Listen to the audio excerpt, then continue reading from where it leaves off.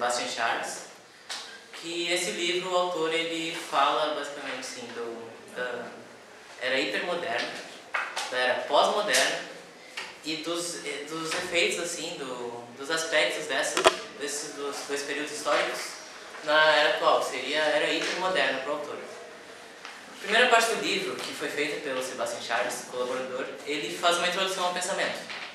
Ele apresenta a modernidade e a pós-modernidade, assim, e uma correlação com a hipermodernidade. Modernidade seria aquele período histórico que se iniciou com os ideais de humanistas, assim, principalmente com a filosofia iluminista francesa.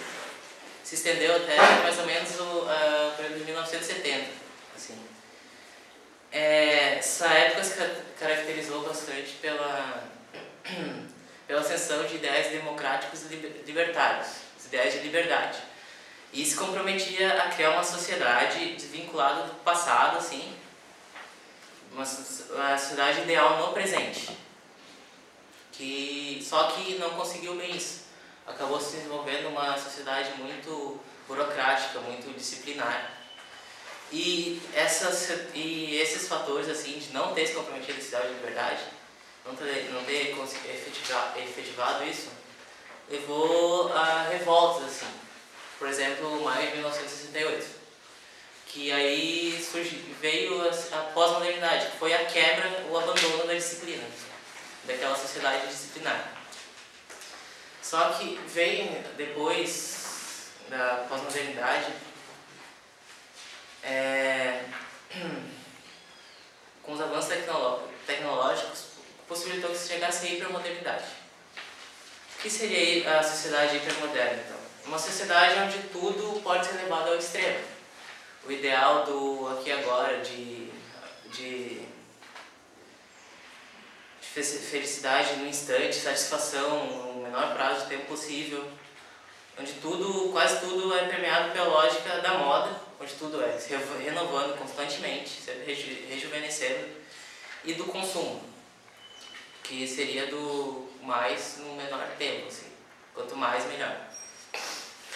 Essa era hipermoderna se caracteriza também pela ausência de freios institucionais e ideológicos, que eram aqueles característicos da modernidade, da disciplina, isso aí.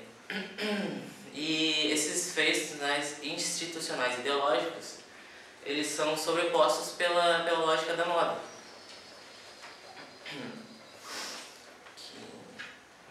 que faz com que eles não mais se imponham.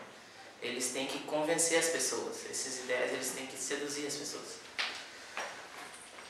A relação com o tempo também, na sociedade hipermoderna, é muito interessante, assim.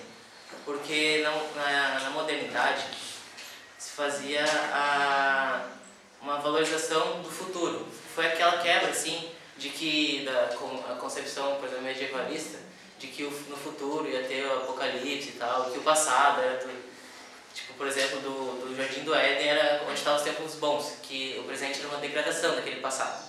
Não, é diferente. Com a modernidade surgiu a ideia de que o presente era, na verdade, um melhoramento, um aprimoramento que levaria a um futuro onde o progresso da ciência levaria à felicidade. Só que as catástrofes, assim, por exemplo, a crise econômica, a guerra mundial, esse tipo de coisa, fez com que se quebrasse essa ideia, assim. Fez a sociedade ver que o futuro, só com o progresso da ciência, não estava adiantando de nada. Com isso vem a pós-modernidade, aquela ideia de quebra da disciplina, ou seja, as pessoas estavam vendo para si mesmas, só para o seu presente, assim, sem pensar no passado, negando o passado e sem pensar no futuro. Assim, a lógica do aqui e agora. Já a era hipermoderna, ela tem uma relação assim, muito diferenciada com o tempo. Continua o ideal da pós-modernidade de satisfação imediata, de valorização do presente, só que há também uma grande relação com o futuro e com o passado. No futuro, diferente da modernidade, onde o progresso da ciência levaria a um futuro bom, virou um futuro que não sabe o que espera. É uma grande preocupação com o futuro. e uma insegurança também. Isso faz com que atitudes de prevenção das pessoas se sobrepujem sobre a satisfação imediata, sobre o prazer imediato. E também tem a questão do passado. Ele não é mais negado. O passado não está sendo mais visto como uma época de brutalidade, de escuridão, de trevas. O passado ele é puxado assim como um referencial de segurança.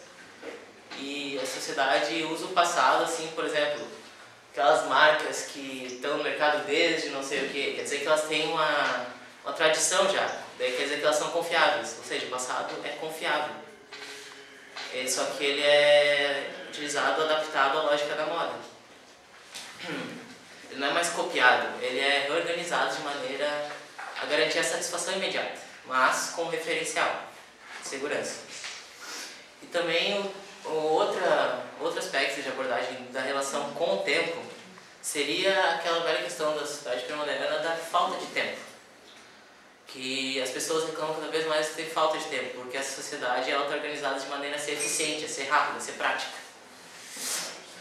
Com isso gera também uma grande sensação de estresse, porque as pessoas ficam sem tempo assim, para fazerem cada vez mais coisas, elas tentam fazer tudo o mais rápido possível. Nisso o consumo ele surge como um aspecto a suprir essa necessidade que as pessoas têm de emoção, de aventura no seu dia a dia. O consumo ele surge assim para que as pessoas tenham a sensação de que estão se renovando, que estão se reciclando assim, se rejuvenescendo. Outro aspecto da sociedade hipermoderna são as relações afetivas. Ela é bem paradoxal nesse aspecto, porque tanto as pessoas buscam um prazer acelerado, tem tanto pessoas que buscam satisfação assim, instantânea, quanto pessoas que buscam uma vida equilibrada, um relacional assim, a longo prazo. Daí isso leva a... E também aquela ausência de freios institucionais levam os indivíduos a serem mais frágeis, assim, porque eles não têm algo uma grande variedade de escolha, não tem algo que eles devam escolher. Isso faz com que eles estejam mais suscetíveis a, por exemplo, seitas, religiões, esse tipo de coisa. Eles são mais instáveis, nisso se manifesta a paradoxalidade da sociedade. Eles são mais desenvolvidos, mais adultos, mas mais instáveis, mais informados, mas mais inconsistentes. Assim. Essa sociedade, assim, no livro é feita só uma análise assim, dos aspectos. Ele não apresenta nada futuro, porque ele diz que a sociedade pré-moderna talvez